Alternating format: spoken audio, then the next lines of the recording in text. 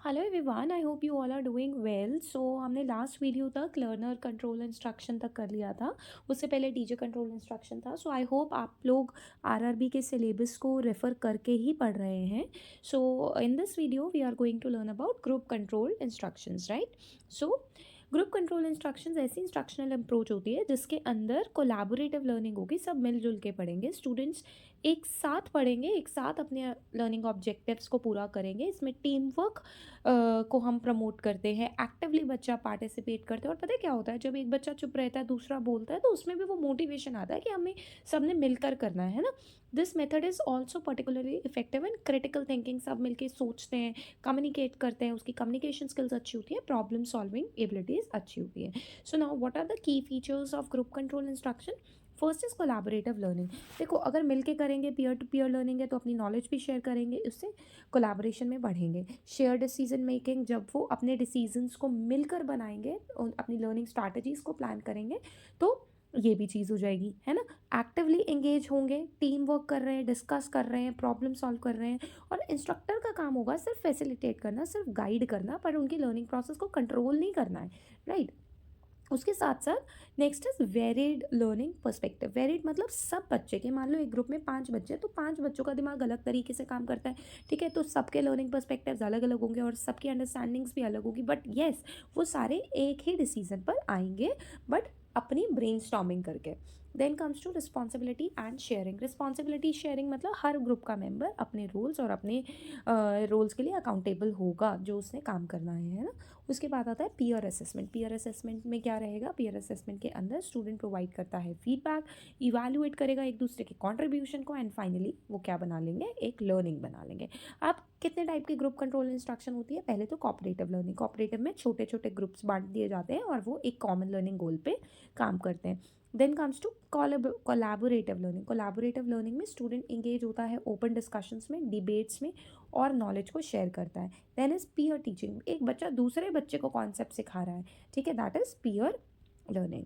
Next comes to discussion based learning. Discussion based में आप एक स्ट्रक्चर डिस्कशन कराते हैं, कोई भी टॉपिक देके और बच्चा उसके बारे में क्रिटिकली पहले सोचता है एंड देन डिस्कस करता है। Then comes to project based learning. Project based में आपको एक प्रोजेक्ट दे देते हैं, रियल वर्ल्ड प्रोजेक्ट होना चाहिए जिसमें टीम वर्क होगा और सारे मिलकर उसे सॉल्व करेंगे। देखा जाए तो इसके एडवांटेजेस अच्छे हैं, क्योंकि इसके अंदर कम्युनिकेशन स्किल्स बच्चे का बढ़ रहा है, बच्चा डिस्कस कर रहा है, एक्टिवली पार्टिसिपेट कर रहा है, डीपली इंगेज हो रहा है, सोशल और टीम वर्क स्किल्स बढ़ेगी, कोलैबोरेशन अच्छा होगा, है ना।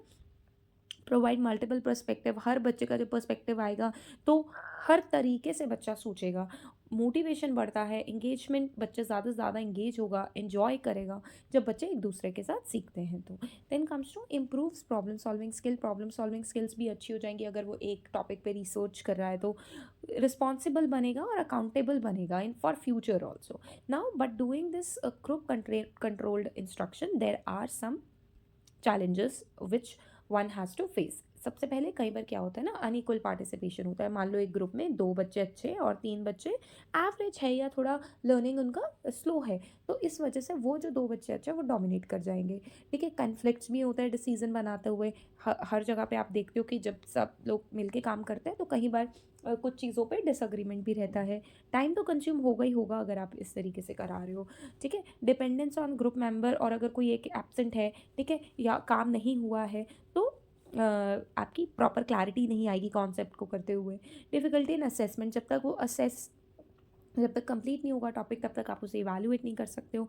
Required strong facilitation. अच्छी फैसिलिटेशन होनी चाहिए जो कि प्रोडक्टिविटी और फेयरनेस पे काम करे, ठीक है, पार्शियल ना हो, right. Then there is a comparison. हमने ना लास्ट वीडियो में group control, teacher control and learner control, अब ये तीनों हो गए हमारे, राइट। तो ये तीनों का मैंने सोचा कि आप लोगों के लिए क्या हो जाए, डिफरेंस भी होना चाहिए। ग्रुप कंट्रोल में टीचर एक तरीके का फैसिलिटेटर का काम करेगा, गाइड का काम करेगा। टीचर कंट्रोल में टीचर प्राइमरी इंस्ट्रक्टर होगा, और लर्नर कंट्रोल में मिनिमम रोल होगा टीचर का, ओनली जब भी सपोर्ट की ज़रूरत होगी तब। स्टूडेंट एंगेजमेंट की बात करें तो ग्रुप कंट्रोल के अंदर हाईली एंगेजमेंट बच्चों का ही होगा कोलैबोरेशन के थ्रू। टीचर कंट्रोल के अंदर लो एंगेजमेंट होगा, क्योंकि स्टूडेंट्स को इन्फॉर्मेशन सिर्फ मिल ही रही है टीचर से, ठीक है। और लर्नर कंट्रोल में हाईली एंगेजमेंट होगा, किसका, बच्चों का। बच्चे अपनी लर्निंग के लिए फुल्ली रिस्पॉन्सिबल है। Then comes to your flexibility, कौन सा ज़्यादा फ्लेक्सिबल है? ग्रुप कंट्रोल मीडियम फ्लेक्सिबिलिटी है, डिपेंड करता है ग्रुप स्ट्रक्चर कैसा है। टीचर कंट्रोल में तो बिल्कुल भी फ्लेक्सिबिलिटी नहीं है, क्योंकि टीचर के ऊपर ही सारे कंट्रोल्स हैं। लर्नर कंट्रोल पे हाईली फ्लेक्सिबल है, बच्चे अपने अकॉर्डिंगली अपना लर्निंग पाथ चूज़ करेंगे। बेस्ट फॉर, कौन सा बेस्ट रहेगा? देखो, अगर बेस्ट बात करें यहाँ पर, अगर आपको डिस्कशन करानी है, टीम वर्क कराना है, प्रॉब्लम सॉल्विंग करानी है, तो ग्रुप कंट्रोल कराओ, ठीक है।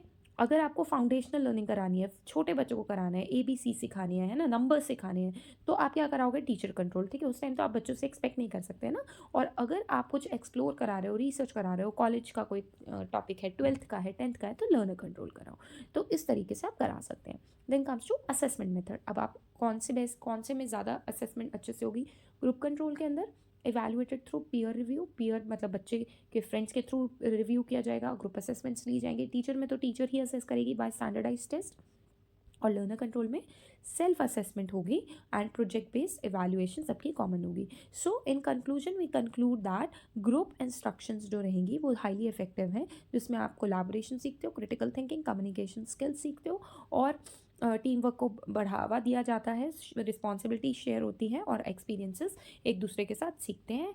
वाइल इसमें चैलेंजेस तो आते ही आते हैं, कई बार पार्टिसिपेशन नहीं हो पाता है, और कुछ ड्रॉबैक्स भी हैं। सो एक बैलेंस इंटीग्रेशन होना सबसे ज़्यादा ज़रूरी है सारे के तीनों मेथड्स का, right. So I hope this video is helpful for you. So if you really liking this series, so please like, share and subscribe. Thank you so much for watching.